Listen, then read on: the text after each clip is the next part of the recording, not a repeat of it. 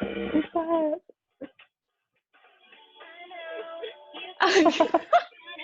Somehow the world will change to Hello. Welcome Oh my to gosh, the hi. Film Stud Gorls. Yay! I hope that was. This is the first time we've done a show since December. Long time no see. I know. I mean, around the world and back. Yeah, kind of. we've been through a whirlwind. We can say that. Yeah, exactly. Yeah. But let's go around and introduce ourselves. I'm Angelique. I'm a sophomore film studies major and art history major. And I'll pass it off to Isabella. Hi, I'm Isabella, and I'm also a film studies major. Wow. And I'm a creative and cultural industries minor. Oh, we're doing minors. Okay. Hey, I'm Hunter. I'm also a film studies major, and I am a double minor in entrepreneurship and what is it called? Law, justice, and social control. Yay! Yes. We're gonna say our full academic profile. So you can find us at Chapman, just like, yeah. Where are they? So, it's been a while. Like we said, it's been a while since we've done a show. Yeah. The last show topic we did was musicals, and a lot of our, no, not a lot, all our shows cannot be found online or anywhere. So we basically didn't record them. no. I mean, you had to be there. Like one episode, we had Gibby from iCarly guest star. That was a big deal. That was probably our best show, I would say. Exactly. There was just a really good chemistry in the room, and like we were all vibing. It was great. Bouncing off of each other. Exactly. Hopefully we can get him on again, but yes. He's a very busy man. And from the iCarly updates on Twitter said he's dead, so might be a little busy. I know, with that. sad. But yeah, he has to deal with the funeral planning and all that. You know. So the reason why we did not continue our show in the spring is because we all studied abroad in various places. I studied abroad in Paris, France. Isabella, where did you study abroad? I studied abroad in London, England. I studied abroad in Cannes, France, which is in the south. Yay! Funnily enough, and it was we great thought while we'd it still lasted. be there. Yeah, we would still be there right now, but we're not. I would have been home by now. You would have been home, actually. That is true. Hunter and I still would have been there. Yeah, going crazy, going stupid. Yeah, turning up. But you know, some big things happened, and unfortunately, we all had to go home. But we can still carry on the show here, so that's exciting. Exactly. Yeah. And one good thing to come out of all of this is that we've been Netflix partying some movies together. Oh, heck yeah! And yes, that the film brings to us talk about with you guys. Yeah, to the topic. We've been busy. We're going to talk about today the movies we've been watching so far in quarantine. Next week we'll probably have a topic. I can't say what the topic is yet, but we're going to talk about the movies we've seen. And the first movie we decided to watch all together was Witch, or Double V Witch by I never know how to say it. Like I don't want to sound stupid. The Vitch. The Vitch. Double V. Double V Witch. Double Vitch. I like that. Double V Witch. The Double Vitch. It came out in 2015 and it's directed by Robert Eggers, and you probably know, a lot of people know him for his most recent film, The Lighthouse.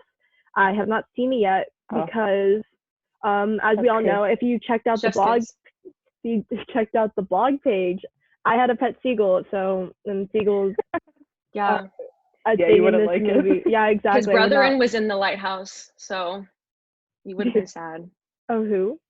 The seagull's brother was in The Lighthouse. Maybe one of Sammy's friends. Yeah. And Angela really doesn't like animal cruelty. No. So spoiler alert. Not my thing. But that's the first movie we watched, and personally, I'm not a big scary movie person, and I did a lot of research about this movie because I've always been I'm interested in horror movies, but I'm just scared of watching it. I'm the type of person, I'm interested in cults and Satanism stuff, but I'm just terrified to research it, or I'm terrified to see it. Like if it was one of those things, if the devil came to me, I would be like, oh no, like please go. Or like if the devil came and was like, if that goat just like walked up to you. Yes. It's like, hey, what's going on?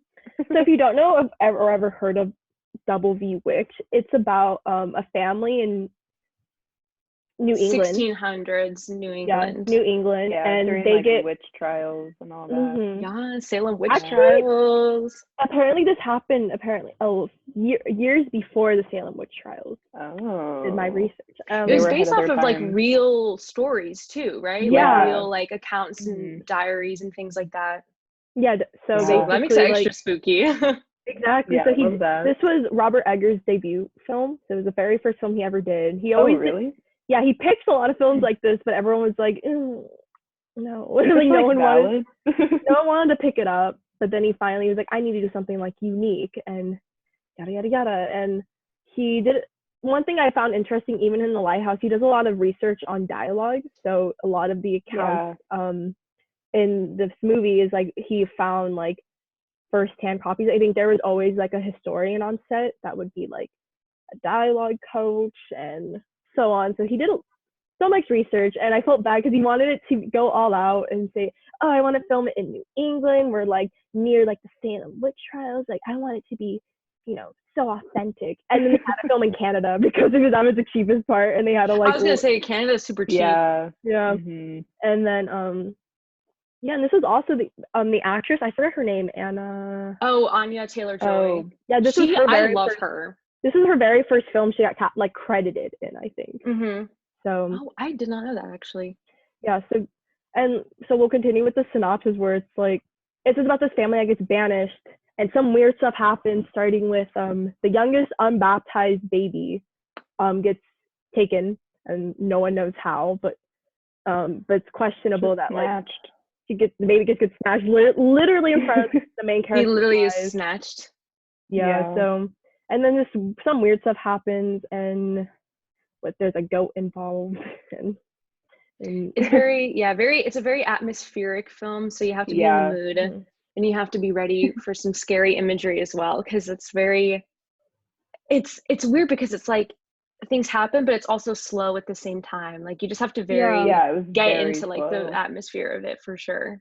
So basically when the movie came out, I remember the first thing I heard about this movie was very mixed, where critics love it, but the audience hated it, because at the time this is when like the Purge movies are coming out, like Paranormal Activity, like all those like really fast-paced horror movies. So when this one came out, which is it's a lot slower build-up, and I think a lot of like very horror classic writers like Stephen King, he saw this movie and he was terrified of it, and so it's like it was very mixed. And I think like it won a lot. I think it won like the jury prize like at Cannes. I think I could be wrong. No one credit. No one not credit me.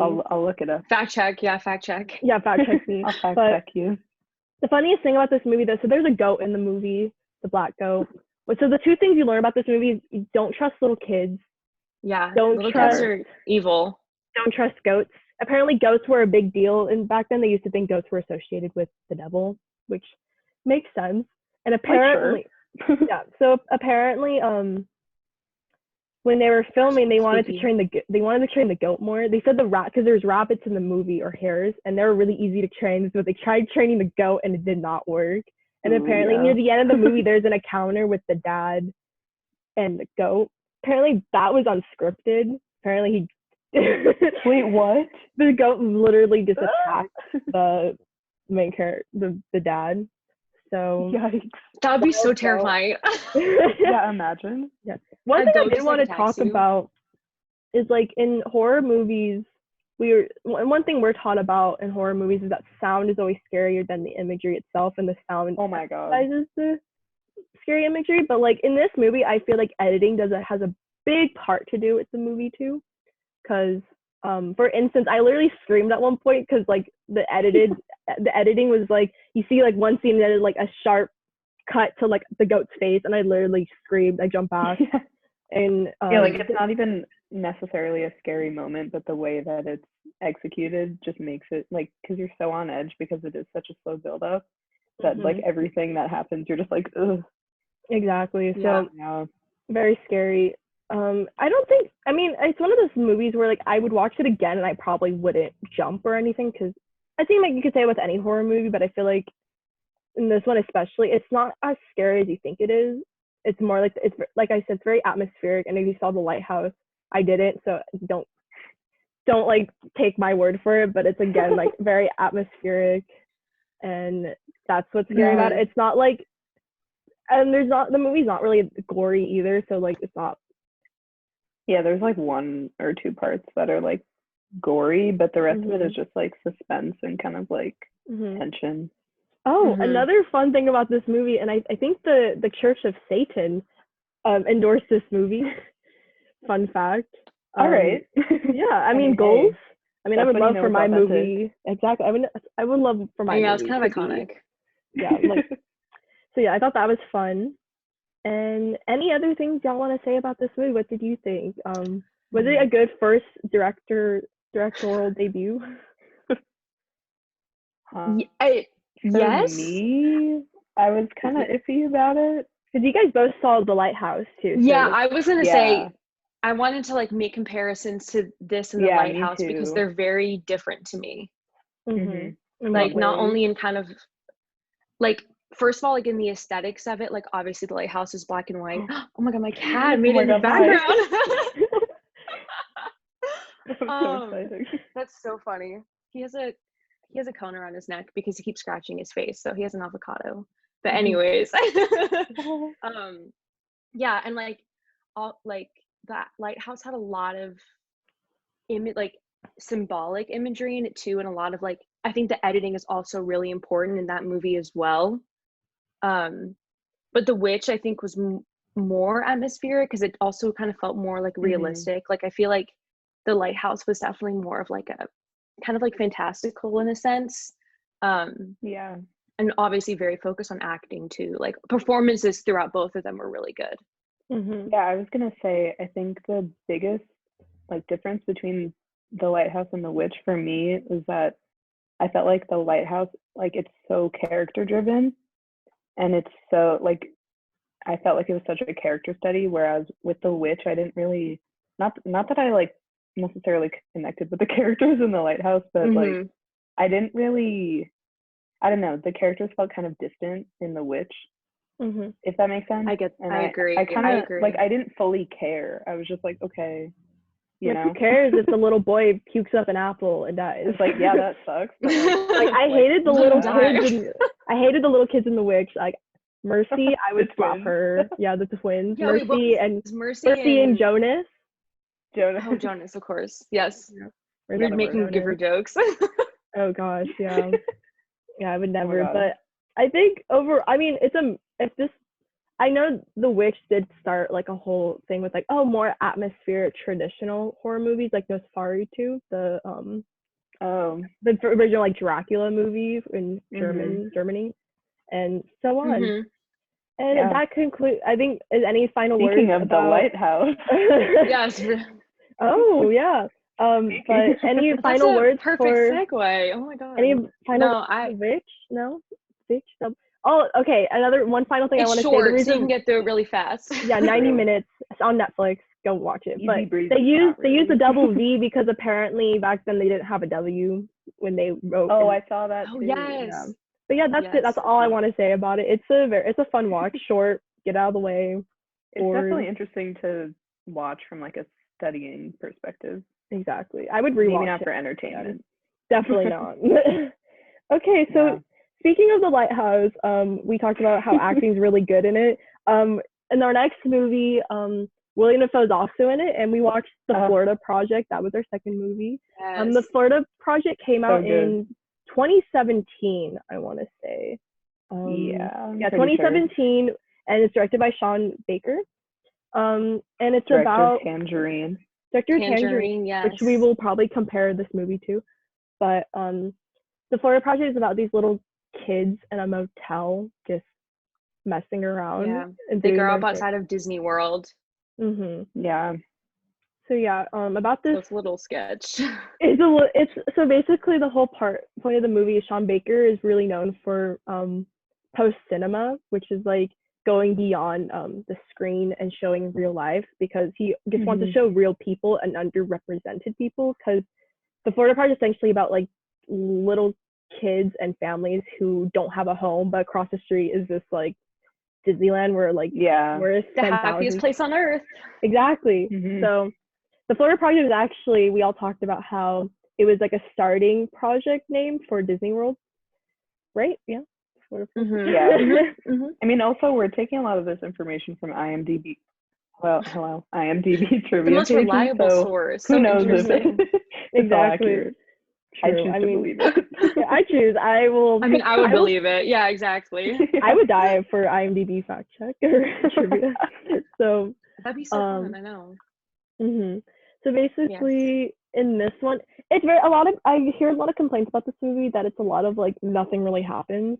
Because there's a plot, but is there really a plot? Because apparently a lot of the dialogue in this movie is improvised by the little kids just messing around, and which are amazing, by the way. Like the kid actors are so good. Like I was shocked the whole time. They were amazing. I mean, all of the actors, obviously. Willem Dafoe is great, but I think William Dafoe is the only surprised. Experienced actor. He's like the only known. And but it wasn't like super, because I feel like, you know how it's obvious sometimes when you have like the big actor that's in like the small movie, like I feel like he blended in really well with like the rest of the cast. Yeah, I agree. Sure. Definitely. Yeah. So Sean Baker essentially made this movie, or I think his producer was literally driving around and he saw little kids at a motel playing around in the parking lot, and he was like, this could be a Sean Baker movie. Let me pitch it. That's so cool. So essentially that's what happened. I love that. So it was, I really liked the movie. Like the first impression was Sean Baker is really known for making like the weirdest people likable, like kids that are annoying, that mess with you, and then it's, I hate them, but you still care for them in the end. And he's very good at making sort of like underdogs and like characters that you wouldn't normally see on screen, making them very likable. And like even if they do like bad things, like you were saying, the kids in these movies can be really annoying and like they can be really mean to people, but like I feel like we all still were, but like, you feel bad for them. They're really cute. So you're like, no, totally. Like, and I think also, like continue. The way that it was shot was like, the way that it was shot was like, well, it was beautiful. We were like freaking out over like how it looked the whole time, because I mean, you know, if you take the motels outside of Disney World are probably not the most clean places out there, but the way that they film it, like the colors are super bright and super saturated, and it just like, again, it kind of looks like it's like a fantasy movie also, like almost. And just the like buildings that they use were really cool, and the way that they kind of like, it was like a really unique look to the film that I've like never seen before, which I thought was really cool. And that's what makes like the film so unique also. So Sean Baker got his movie before this, where he got his name out there, was his previous movie Tangerine, and the Tangerine was all filmed on multiple iPhones.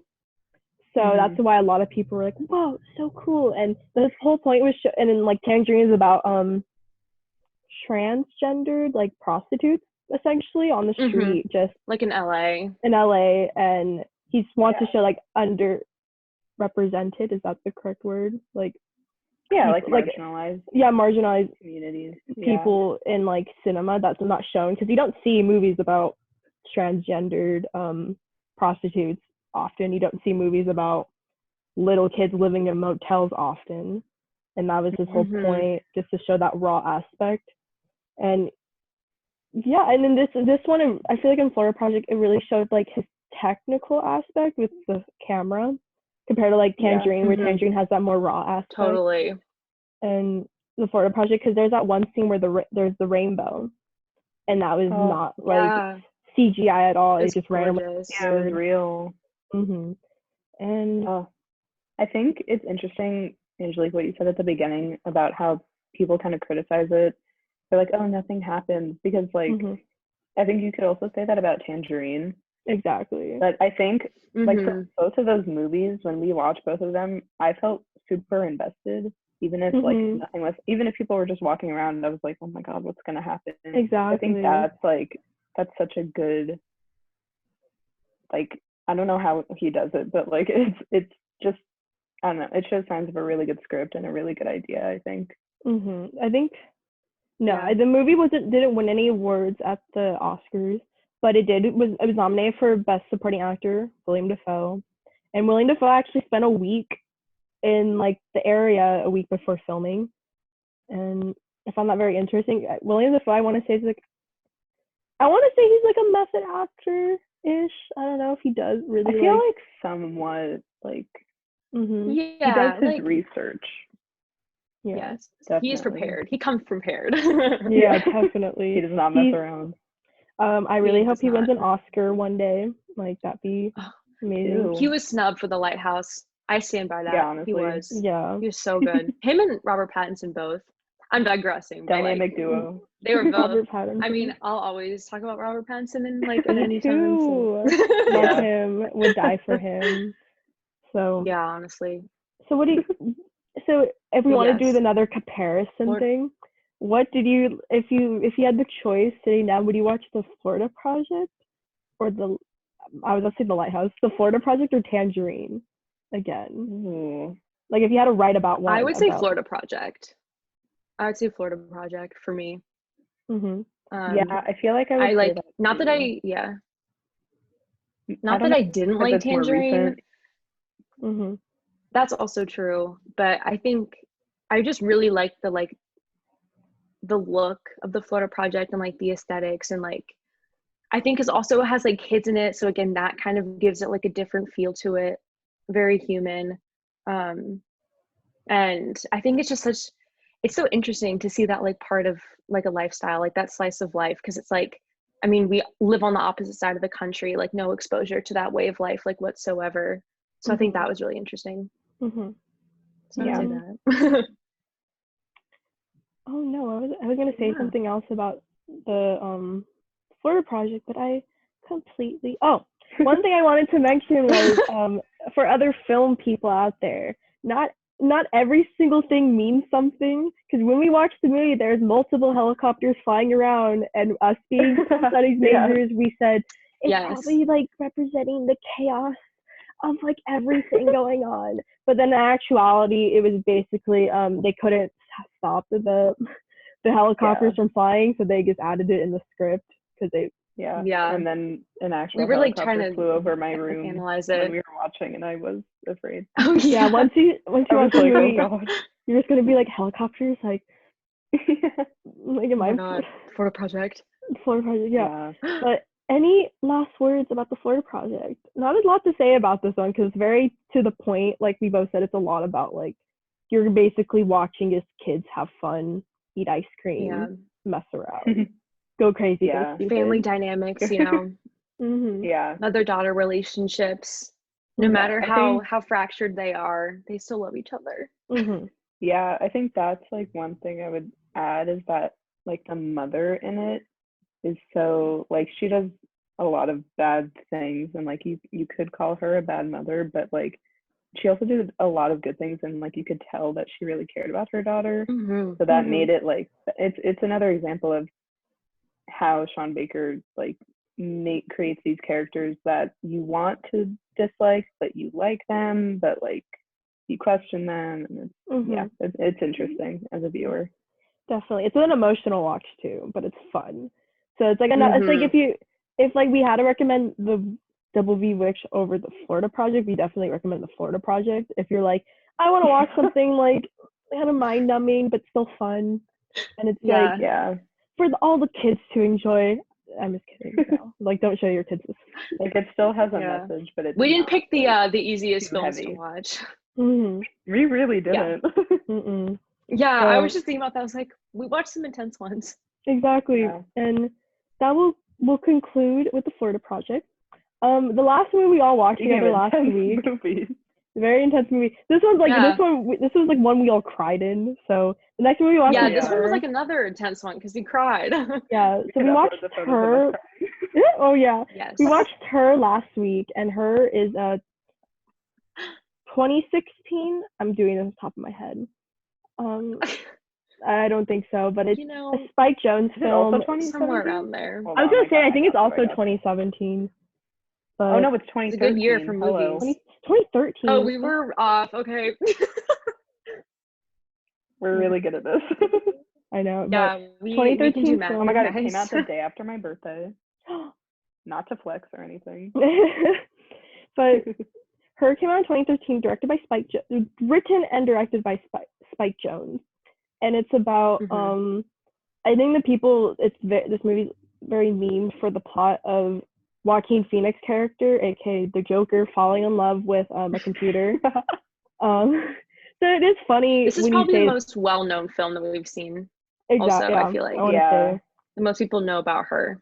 Especially in film school, it's very like, ooh. Yeah, I Everything think is the very- most iconic It's thing about aesthetically this pleasing film, and all that. Which, like, I mean, they were not wrong.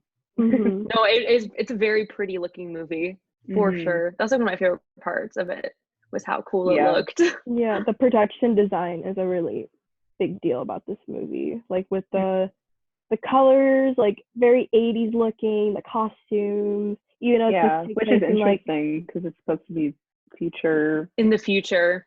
but like not. I think I got confused because it's supposed to take place in 2017, but it came out in 2013. Really? Okay. Yeah, Wow. that's why I was Like 5 thinking. years I You was really really thought future, 4 kind of? years was gonna do that. I mean, Yeah, technically Imagine we have Suri and like Alexa. that is maybe true. people are falling We're in love getting with them there. out there. Who knows? Who knows? So We're close. But one thing that's really interesting about Spike Jonze as director is that he doesn't really make a lot of films. Essentially, like he's really well known for his music videos. I want to say like he produces or directs a music video and then he's like peace out and then he goes into hiding and then sometimes he'll like come out and be like, hey, I read like a movie, and the movie gets nominated for a whole bunch of stuff and then he's like, and then like Same And he splits. and he splits and he's like, I got enough money, like I can just goals, honestly. Yeah. Talk about the but- range. Oh yeah. I'm gonna look up some music videos he's made. See if Mm-hmm. I recognize any of them. He directed a Sonic Youth music video, I know. Oh yeah. Shout out to Simon. Likes the Sonic our Youth. I biggest- remember, yeah, that one. Weezer, Our biggest Dior, fan. Kanye West, yeah, biggest fan. Oh, Kanye West, yeah. Yeah, Arcade Fire, Beastie Boys. All right, That's what he's really known he's for. he's a pretty big deal. Mm-hmm. And the film won best screenplay, right? Yeah. At the Oscars? That's the Yeah, original Which think it so. should, because the screenplay was also Really amazing. good. Like it was like naturalistic, but it also wasn't like over the top or anything either. Like I thought it was really well done, especially like the relationship between Samantha, which is like the computer, and then like Joaquin Phoenix's character. I thought like it was interesting because like you felt like they were really in love, which, you know, are they really in love? I don't, you know, that's philosophical, but like I thought the relationship was really well written. Like it comes off as really real.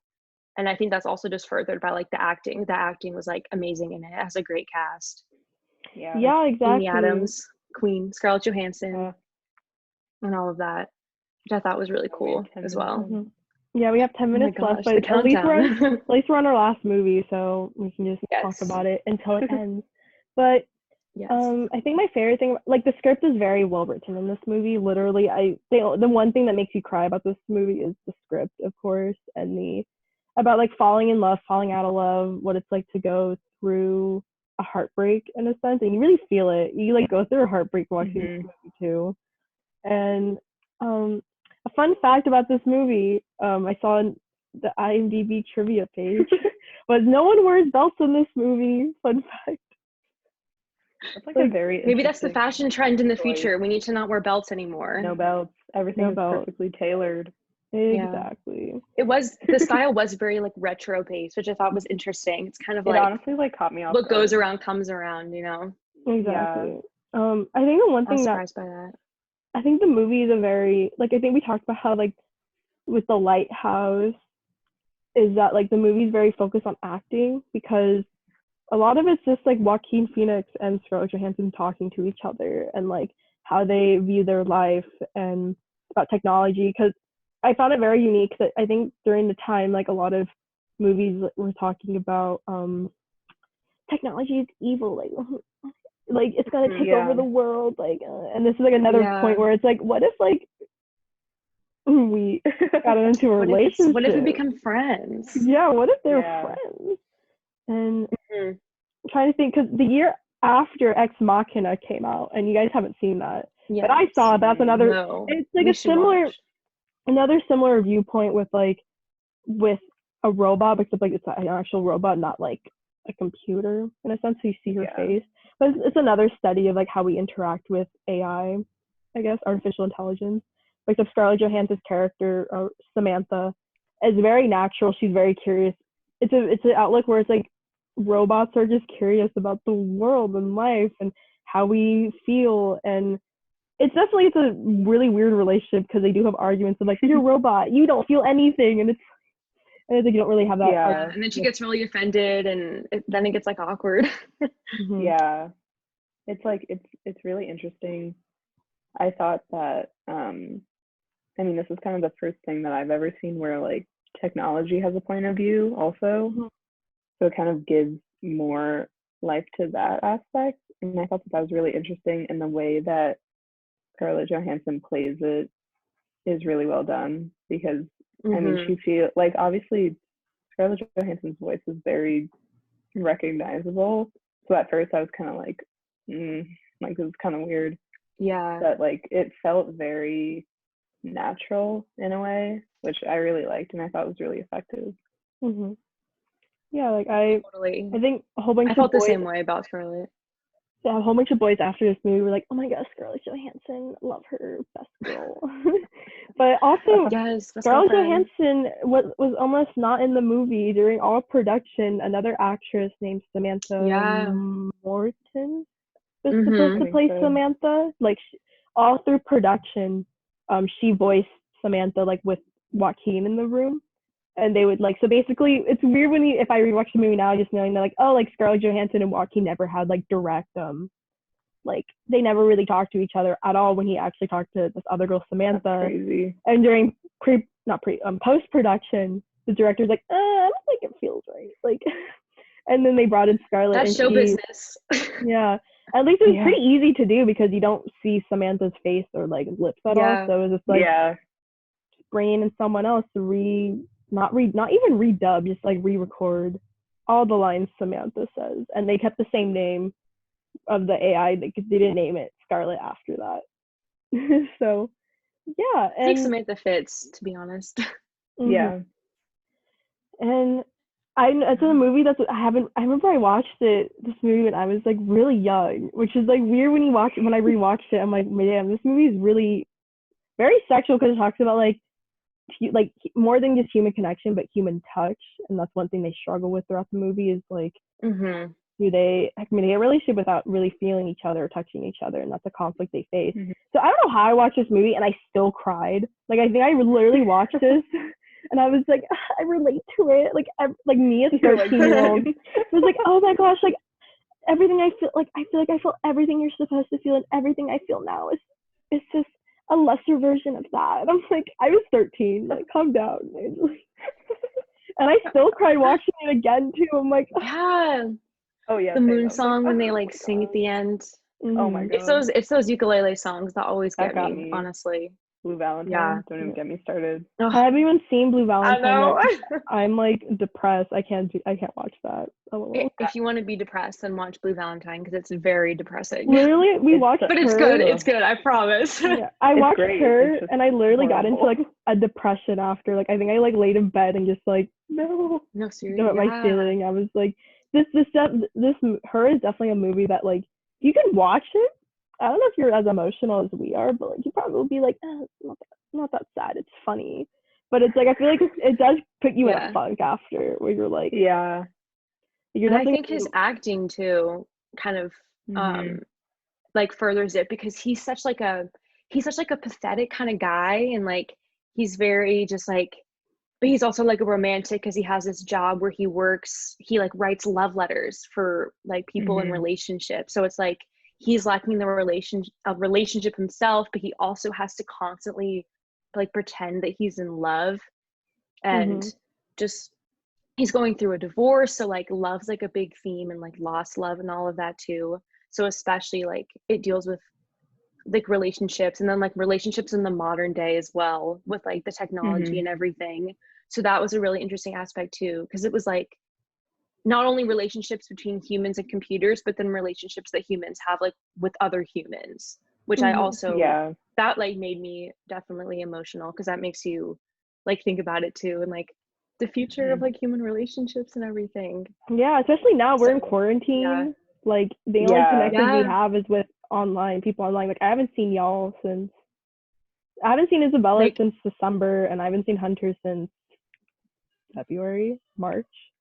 Yeah. Early March. Yeah, March. I know. Yeah. So we've only been connecting through up in France, and I couldn't make it. Exactly. Yeah. But with that, we will conclude the first exciting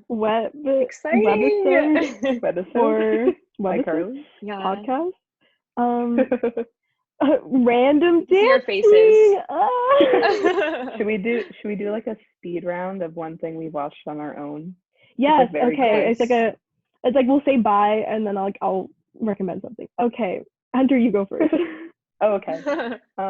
So the one thing that I watched I watched it with my mom, but like that I haven't watched with you ladies, is I watched the series Unorthodox, which is on Netflix. It's pretty new, I think. It's about a Jewish woman who was living in an Orthodox family in Brooklyn, and she escapes to Berlin. She just like doesn't want anything to do with it. And I loved it so much because I went to Berlin when I was abroad, and like I had a very intense like thing with like, because I'm Jewish, and I had a very like weird intense like thing with being Jewish there. So I felt like a weird connection between the show, and it's just so interesting like how they recreated those worlds, and like just her journey throughout it all. Yeah, that's mine. Recommend. Yeah. 10 out of 10 would recommend. Isabella, go. Yes. I watched the film Mid-90s, came out a few years ago. It was written and directed by Jonah Hill. It was like his directorial debut, and it's about obviously like kids that are skaters in Los Angeles growing up in the 90s, and this one kid who just desperately wants to like find his sense of belonging with these skater kids. Super naturalistic dialogue. I think the characters like had a great chemistry and like really got along, and it was A24, so you know, it was very indie, but I thought it was really well done and super short, so you can like just sit there and like breeze through it, and it was really enjoyable. It's like, again, that slice of life into like a different lifestyle that you're not used to. So I thought that was like really fun, and of course it was shot very beautifully, even though it was Los Angeles. Awesome. So the movie I watched was 2009 Bong Joon-ho movie Mother, and this one was a very big shift from his other films. If you don't know, he also directed Parasite. It's very intense, definitely one of his most intense films, where it's not as much comedy. And I didn't really like it as much as his other films, but still a really good watch. It's on Hulu. If you really like Bong Joon-ho's Parasite, it's a quick watch. So I wish I could talk more about it, but we're less than a minute, so let's conclude it. I love you guys so much. Thank you so much for watching. Thanks for tuning in. Tune in and hope everyone's staying safe. Or the week after. We don't know how this is going to work yet, but thank you. See. Well, bye.